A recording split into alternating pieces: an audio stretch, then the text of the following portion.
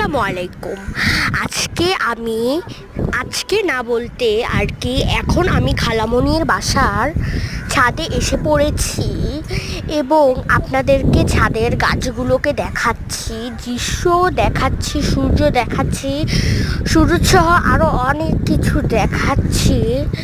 So আপনাদের কাছে কেমন লাগছে প্লিজ কমেন্ট করবেন এবং সাবস্ক্রাইব ও লাইক করতে ভুলবেন না যেন।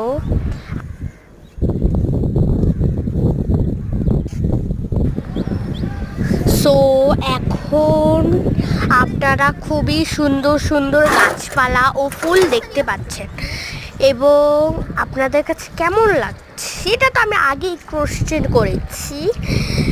সো আজকের ভিডিওটা এই পর্যন্তই সমাপ্ত করছি।